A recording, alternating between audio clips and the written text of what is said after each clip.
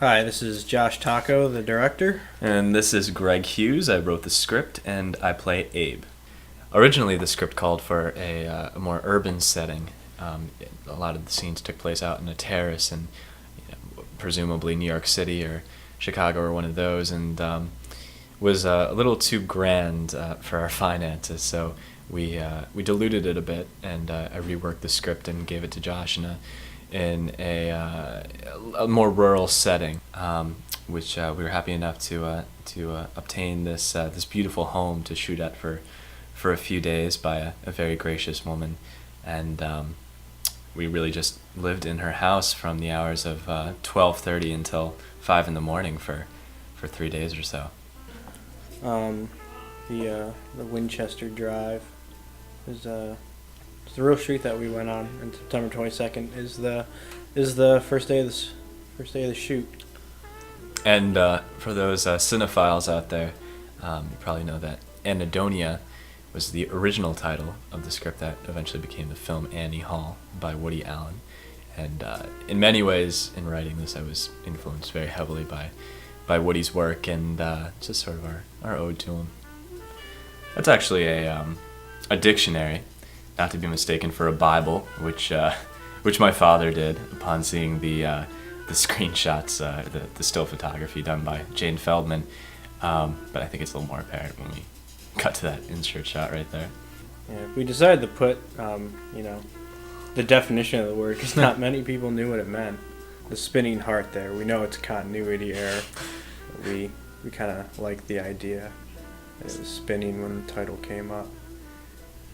It's definitely a nice touch that we actually didn't pre-plan. It was most of the fixtures in the house were already there, with the exception of the alcohol, which I'm examining, Which is fake. It's actually a combination of warm, flat cola and water, which I subjected everyone to drinking. But everything else is actually her house. There's Josh. Yeah. Cameo. Everyone says it's a Hitchcockian element, but really we were just we didn't have enough extras, so I just sort of tackled it because it was a not an important part, but a part nonetheless, and Absolutely. No one else was there to do it. Still, I think you delivered it better than M. Night Shyamalan could. Probably. This is Lindsay Duzo, who plays the woman, the no-named mysterious woman, and she, along with pretty much I can say every one of the extras, is from Shakespeare and Company in Lenox, Massachusetts, whether it be acting or working concessions or something like that. But they're all actors in their own right, and they were gracious enough to lend out their time for these ungodly hours. We shot between pretty much 12:30 and 5 in the morning every night. So thanks to them. Took me 9 takes to get that. And if you take note of when we cut back, Kevin Stanfa in the bottom right there was sleeping on that couch for most of the night, and someone would nudge him in between takes and just say, "All right, we're about to roll," and he just would step up the volume a little bit. It's my $5 costume ensemble, all purchased from the Salvation Army the day of. Yep, I actually still wear that tie. I love that tie. The dimensions of this house was interesting because it was completely circular. There weren't any really harsh angles, so it created a great shooting space. And we actually had the extras were housed in this little house that she actually had connected, which was a meditation room. She had Zen-like retreats, the owner did. But because there was kind of the separation between the two, there wasn't great communication between the set and the extras, holding room, I guess you could call it, the green room. And so on a few takes we had people walking behind me, and we didn't use those. Unfortunately, the Who didn't offer any antidotes by diverting young, hot-willing females at pretentious house parties. So This is Aaron Anderson and Steve Unwin two guys that were really great, and for such small roles, they were really into it. Two great actors in their own right, both trained in theater, who just added such a great touch to this, and their energy was so uplifting. It's a great shot right here. All of the depth. You really utilized this hallway, I think, John. Thanks.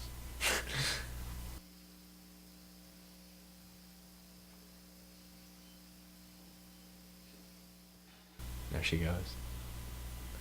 Am I gonna follow her? Why not? Only if you insist. Now, that stands between me and the goddess of the Upper East Side is a condensed crowd of intellectual degenerates and certified wacko lunatics. This shot took a little while. There were like 5 people behind the camera, like holding wires so there's no sound. We had the idea, for him sort of talking to himself and other people talking to him, sort of some imaginary explanations. So we move on to the exteriors, and like we said before, this was originally going to be on a terrace in New York City, and pretty much the only facet of the home that we kind of had to require to be shot was a great porch, or a usable porch, shootable porch, and this was all of that and more. The porch actually extends all the way around the circular home and just made a great shooting space. Yeah, I was propped up, standing on a ladder that was on cinder blocks, that was on a table on the side of a hill to get this shot. It was a little nerve-wracking to be up there with this camera that we rented. Kind of wanted to show, the porch as much as we could, because it's a really beautiful house, and really the only thing that we had to change were the light bulbs and the outside lights. I'm still talking, and she just leaves. It kind of emphasizes how much Abe is in his own head about everything. Him talking to himself, doesn't even notice that the woman he's going after is left. This is the revealing shot that I had early on for Zelda, played by Amanda Glasser, who I approached pretty early on about the part. So we kind of dressed her up, again in thrift store seconds, and people wonder why she's got sunglasses on at night, but I always thought it kind of added to her mystique and just kind of how strange she is. She kind of circles around Abe, and there's kind of this fight for power between them. And I kind of wanted them dancing around each other, sort of like boxers would, and they take little jabs at each other with what they're saying. Smoking definitely added an element as well, which I think if you're gonna smoke in a film, you really have to be committed to it, and Amanda certainly was, and I don't think there's any continuity errors here between her inhales and her exhales. I hope there's not. Yeah, I think she smoked like a whole pack of cigarettes that night. I wouldn't be surprised. I did too, but off camera. I really enjoy this little part. She puts her shirt back up on her sleeve when Abe strolls over. Kind of, he looks so sleazy, and really trying to come on to her, and she kind of, has this like "don't bullshit me" kind of attitude. This shot's these sequence of shots, I probably had the most setups. Just this scene. She looks for a mark. And it was the last thing we shot on day 2. So I don't know. The whole thing's kind of a blur to me, but it was definitely the most amount of setups we did, and I don't think we ever nailed a take the entire way through, but the magic of editing, Josh's editing, we pieced it together, and I think it looks pretty good. Pretty good. Very good. Damn right. This is Lydia Barnett Mulligan, who holds a special place in my heart. She is a phenomenal actress, and she's from Shakespeare Company as well. And for a girl her age, she's just so talented and incredibly mature, and was gracious enough to kind of be in this film in a very small capacity, and we couldn't thank her enough. We actually did this scene in one take. We wanted it to be one shot. His big rant that kind of nails home the overlying theme of the film about touching on things here and there, but really never being happy, even when we're in good situations, never being fulfilled and always wanting more. And I think it worked. Once we had all the elements lined up, we did it in one take, and it was so perfect. I was really happy with it. It was probably like 1 o'clock, 1:30 in the morning. Everyone was really tired. It was sort of the beginning of a long night, and I think it really did a lot for morale to kind of get on there. And it's probably the one time I remembered all my lines, and it was a lot. And and I think we dare I say nailed it. And Josh always told me he was worried that when I turned into the frame here that I would just leave it. And I think one of the I don't know if you believe in serendipity or anything like that, but I don't know what possessed me, but my head maintained it, and we were happy enough to get it in that one take.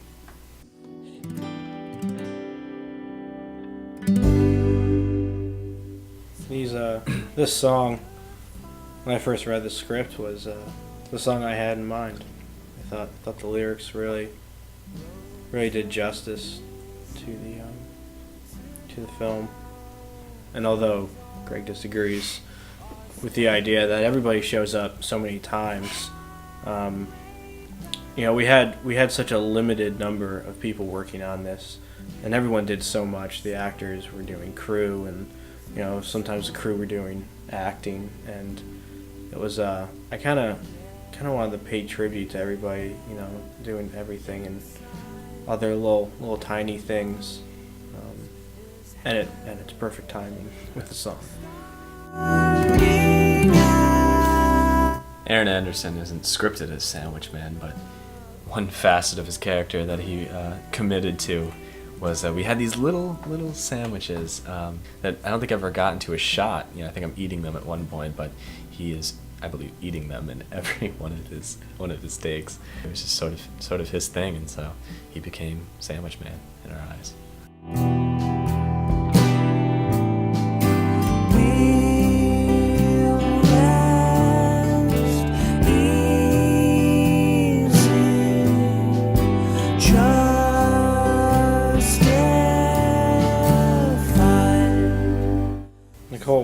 Was a great person to have on set. She was always asking what needed done, and just really enthusiastic about the project for us. Jane Feldman is a very good friend of the family who was gracious enough to lend her time and for a couple of days just shooting some set photos. There is a photo gallery somewhere on the DVD that you can check out some of her set photos. Summertime by Chet Baker, an ode to probably my favorite jazz artist. And the poster of him is hanging right above us as we speak. And the stable song, as Josh said before.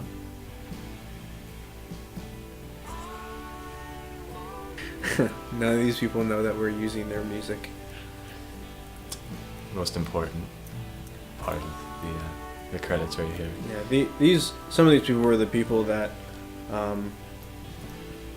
just answered a lot of questions that we had and were gracious enough to help us out and lend everything to us. And once again, a little disclaimer for the few people that will see this film.